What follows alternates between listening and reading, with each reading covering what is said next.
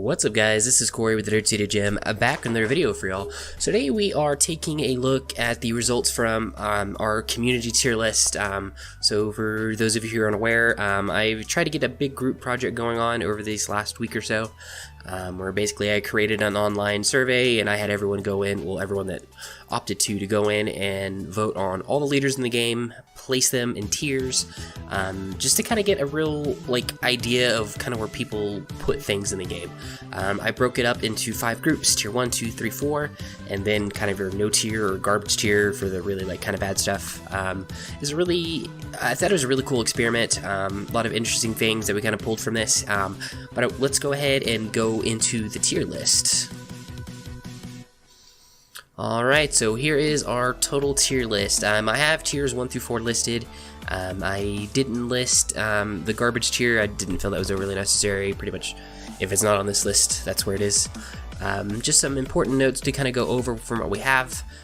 Blue was the dominant leader color, which I feel like is kind of expected. It had an overall 18 representation in tiers 1 through 4. Moving on after that, we've got 11 in red, 10 in green, 8 in yellow, and 6 in black. We did have a couple leaders that kind of straddled, or were real close to straddling between tiers. One in particular is Dragon Balls, like the Shinron Dragon Balls. That was just like 1 vote into tier 1 over tier 2. I think that was kind of a capture of the moment type thing. Shinron had done well during the course of the ARG Invitational, which the voting for this went through that tournament. This ended right before the Columbus Regional, so a little bit of it is kind of caught in the moment, but we're going to go over this list a little bit, kind of give my thoughts and everything like that. So in our tier 1, we have for the most part kind of your standard what you expect to see in this tier. You've got your Janemba, you've got your starter green Broly, you've got your yellow Broly BR, the Dragon Balls like we talked about, and then our yellow or our black Kid Ku. These 1, 2, 3, 4, what as I expected to see. Like I said, Shinron, the Dragon Balls, I think probably safer as a tier 2, but kind of caught in the moment for the community here, kind of put it here for us. But overall, like I said, this is kind of what people would expect, just what I would expect if I was ranking these. Janemba, Starter Broly, Yellow Broly, and Kid Ku would be my top 4 for tier 1, with nothing else really. There's a couple that are kind of straddling that tier 1.5 maybe, but this is really pretty solid what I think for tiers in terms of tier 1. Moving on to tier 2, we get into some interesting stuff. Interesting things to note, you've got like your Blue Dende and Zamasu leader. These are leaders that have not really seen like a whole bunch of success, especially like if you look at Zamasu. There's been a lot of hype for Zamasu, obviously with the anniversary box, but we still haven't seen that actually culminate into anything. Moving on to that, we've got like our Gogeta BR, the blue Gogeta. This is another one who's not really seen just like a whole ton of success. He gets played a ton. I know people play him more on the local level and things like that, but interesting to see that people ranked him as high as tier 2, and he was a pretty like dominant tier 2. Like there wasn't even like close to like tier 3 or anything like that. Moving forward, you get Hirudegarn. This is one I completely agree with. I think Hirudegarn is absolutely a tier 2 leader. I wouldn't put him anything lower than that. I think tier 2 is really where he sits. Oob is another one. He's gotten some hype, but he's not actually done anything really. I don't even know if I'd put him in tier 3 to be entirely honest with you, but community spoke. We've got Oob in our tier 2. Pan is another one. I totally agree with this selection here. I think Pan is a solid tier 2 leader. She's been one of those leaders that's been good since her inception, never great. She's never been the type of leader that could just go in and dominate like a huge event, but she's always just kind of lurking in the wings, and she's always there to do really well for people who take her. So pretty happy with her selection there. Same thing with Vegeta Baby Vegeta. I think he's another really great leader. He's just never had like top tier level of success, so I think tier 2 is a pretty good spot for him too. Moving on, you've got things like Chilai, which I think is I probably would put Chilai tier 3 personally, but I think tier 2 is fine for her. Same with Lord Slug. I'd probably put Lord Slug here in the tier 2 spot. I think it's probably a good placement for him. He's had some more success here more recently with the inclusion of his new support to make that hand destruction engine actually viable. So I think that's a pretty good solid option. He's always, well not always, but more recently he is sneaking into multiples of these top cuts at regionals and events like that, so it's kind of good to see him kind of rise. Yellow Dende is one of those leaders I would probably put as like a tier 1.5. So tier 2 is probably fine for him. I think it is one of the better leaders in the game. It's just very, very like hard to play Dende well. So I think Dende is probably in a perfect spot here at the tier 2. Moving on to the rest of our yellow stuff, we've got the 2 Friezas, we've got our Golden Frieza, and then our U7 Frieza. U7 Frieza, I could probably see the argument making him tier 2. Golden Frieza, on the other hand, I'm not quite sure that he fits in a tier 2 slot. I think he's more relegated to tier 3, maybe even tier 4. But it's still cool to see that people have respect for back to a set 1 leader.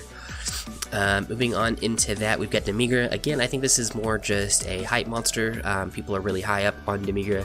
We don't see a lot of results from Demigra. I know people have been at the local level and team events and things like that. Demigra's done well more recently, but overall, kind of surprised to see Demigra get voted so well.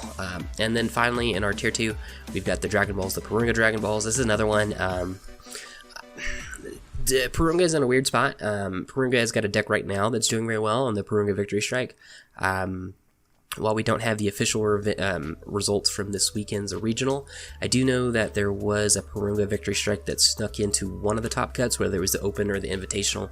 Not 100% sure. I believe it was the Open, but whenever we get those lists, I'll be able to tell you for certain. So it's interesting to see Porunga rise up. I think if you would have asked this tier list 3 weeks ago, maybe a month ago, I don't think Porunga would have even cracked tier 3. It would have been like mainly relegated like a tier 4 leader. But the Porunga Victory Strike deck is pretty good, and people are starting to get a lot of success out of it and kind of see that it is a deck and Porunga is a playable leader. So it's kind of good to see him kind of get up on a rise. Moving on to tier 3, outside of our garbage tier, tier 3 was our highest rated tier. There were the most options here for leaders, which I think is probably accurate. There's a lot of leaders here in this tier 3 that are certainly playable. If they were to do well in an event, you wouldn't be like super shocked, but at the same time, it is kind of important whenever they do well, because it's just not a standard lead that you're expecting to see. In this tier, we've got things like our Gogeta, Blue Gogeta, which again, this is a leader that's never really seen anything. I think this is more just people enjoying what the leader does and what the leader is to kind of rank him here. Goku Black is another one going back to a set 2 leader. We've not seen much from him. There's a lot of hype around him. People are interested in him and excited for him. We've just never seen him really do well at a major event. Moving on, the same thing, Krillin. Krillin has seen a little bit of success, mainly in the Storm formats, because he was a pretty good leader for all that. There's a little bit of hype for him whenever he was released, and we still had all the Storm, the Bardoks, and the Flutes, and the Gotens, and all that kind of stuff. So he did see a little bit of success. Moving on after that, we've got the more recent Majin Buu, which this one is the one that just baffles me. I wouldn't even put him on a tier. I think he's probably closer to the garbage tier leader. I just don't ever see him being playable. U7 Gohan, this is a personal favorite of mine. This is one of my favorite leaders in the game. It always has been since it's been released. I was really hype on the U7 Gohan deck. I know more recently people have seen a little bit of success with him. I know overseas he's seen a little bit of hype. Here in the States, though, there's just not a lot of love for U7 Gohan. There's never really been just like a whole ton of love. I know Danny Hype made him a little bit popular a while back. That was a very different format when he had access to things like Unyielding and things like that, but it's still kind of good to see him just kind of here linger around in people's minds. Next up, we've got our 2 Vegetas, the Explosive Vegeta and then the Super Saiyan Blue Vegeta. Obviously, Super Saiyan Blue Vegeta is one of the had at one point been one of the more dominant leaders in the game. Going back to set 1, set 2, it was just incredibly playable. It's not seen any success since then, or even really played, to be entirely honest with you, but it's really cool to see people still show some respect to Vegeta. Explosive Vegeta saw a little bit of success. He was kind of the ringleader to the energy destruction, forced ejection mass Saiyan lists and things like that. He had an event where he did really, really well, and then after that, whenever the rule clarification on how the energy destruction stuff worked, he kind of fell off, but he's a very versatile leader, which I think puts him squarely in this tier 3, because there's a lot of decks you can play with Explosive Vegeta, so I think he kind of fits here right in the middle. Moving on, we've got our 2 red Friezas. The Swap Frieza, I'm on board with being a tier 3 leader. I think that's probably a pretty standard spot for him. Whereas the Prison Frieza, I probably wouldn't even rank him in tiers 1 through 4. He'd probably be more a garbage tier for me personally. We've got Hercule, which I think is just probably a good spot for Hercule. Hercule's one of those that can do very well. Unfortunately, it loses to things like Janemba really bad. It also loses to the Victory Strike stuff really bad right now. That's always kind of been his, like, crux has been the Victory Strike and things like that. Hercule's still a really great leader, though, so it's good to see him still get some love from people. Moving on, we've got our 2 red Gogeta leaders. The Switch Gogeta leader has gotten a little bit of hype, but again, we're not talking anything success. I know the standard red Gogeta, the Goku Vegeta on the front, it gets a lot of play, actually. A lot of people are playing this leader, a lot of people enjoy this leader. It's just not like led to success for it, but I think this is purely on people who just enjoy playing it. Moving on to the rest of our stuff, we've got Vados, which is going back to a tier 1 leader, which I thought was really interesting that Vados got ranked over Champa. I'm a fan of Vados, and I think a lot of what's ranking her in tier 3 is people just like the idea of Vados. She's probably not like great. I probably would have put her more of a tier 4, but this is kind of where she sat, which I thought was really interesting. Yamcha, he does some similar things to Pan, not quite as good as Pan.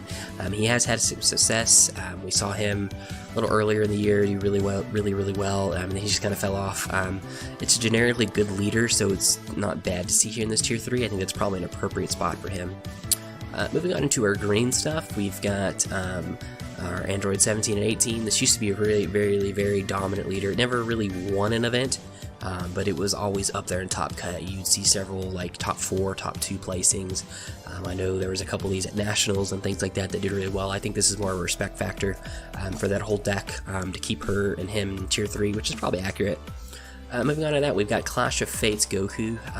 This is another one that gets a lot of hype. People like building decks around this guy, like his whole engine and his whole concept and everything. He's just never really panned out to do anything effective, but it's cool to see him be up here and people paying attention to him. And finally with green, we got Super 17, kind of the same thing as the androids. He's had success in the past, never won an event, but he's been a very good leader. He obviously got hurt whenever all the cell chain stuff got hit, but he's got a lot of options now with the Android 13 stuff and things like that.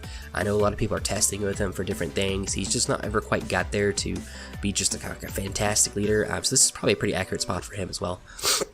Moving into our yellow, we've got Bojack and Jackie Chun. Bojack's an interesting one. Bojack's like a weird leader. It's like one of the best meta-call leaders ever in the right type of situation. Bojack could do really well, but in 90% of the time, Bojack does absolute trash. So I think tier 3 is probably actually really a good spot for him. Jackie Chun's another one of those. There was a lot of hype around Jackie Chun when he initially came out. He's gotten a little bit of hype with the power booster stuff, but we've not seen that pan out into results. I know there were some Jackie Chuns that did really well. I believe in the Australia regionals or nationals or something like that last year. That was when people really started to see how strong Demigro was, playing him in the Jackie Chun deck. So good to see him here. And then moving on into our black, we've got Announcer, which I totally agree with Announcer being here in tier 3. Announcer is very good. I think in the regional over in Canada this last weekend, there's an Announcer that did very well. We've had an Announcer sneak into top cut several times, but it's one of those that majority of the time it doesn't do very well, but if a right pilot takes it, it can do very well. So tier 3 is probably a pretty accurate tier for him. And then finally here in the black, we've got the Black Broly. This is another one. We've had one Black Broly do really well recently at an event. And then other than that, he's been more of a meme leader than he is anything. So I think people are kind of caught in his moment. I don't know if we'll ever see him do well again.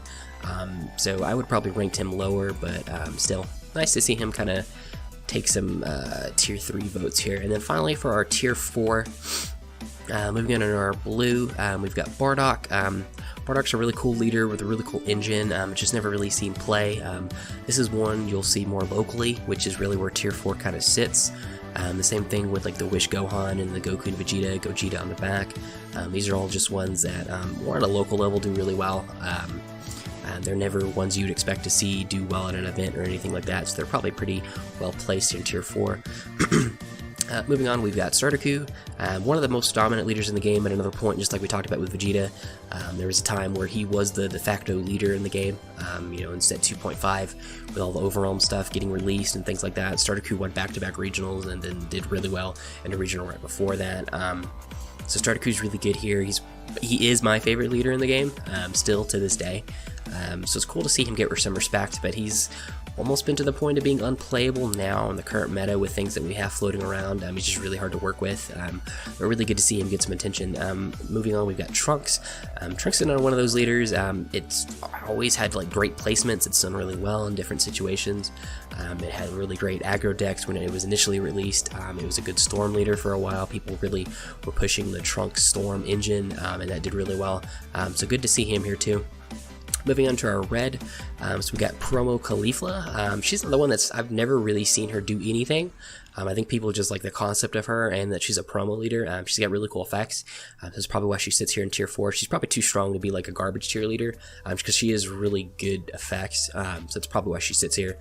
Next up we got Champa, going back to a set 1 leader. Champa's had a little bit of success. He's always been like a real fringe leader. His only problem is that we've got like Pan and Vegeta and like Yamcha that do what he does but better. Obviously they're different effects, but they do similar things just a little bit better. Moving on to our green, we finished out our android stuff. Androids are always just going to be some level of strong, just because they do get access to the cell stuff.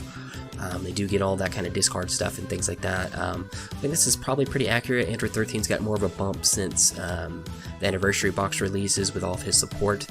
Cell's just like a generically good leader. It's got really good effects. Being able to passively draw on the back is just very good. Just a very good generic ability. Moving on into Paragus.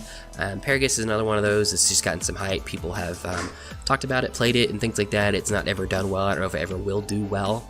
But it's just one of those, like, you could sleeve up a Paragus to be fine going into a like smaller event. Next up we've got our World's Martial Arts Tournament Goku. Another one who has seen a little bit of success, actually. Nothing like top tier or anything like that. He's done well at some regional type events and things like that. So that's probably why he's kept here. And then finally into our yellow, we've got our untapped set 1 Golden Frieza, or just regular Frieza, excuse me, and then our Sorbet.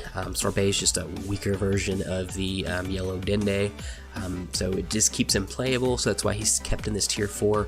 And then Golden Frieza has had actually some success, never like dominant success, but there was a good amount of time where you could always expect to see like an untapped Frieza kind of sneak into those, larger top cut events and things like that. So pretty good to see him there.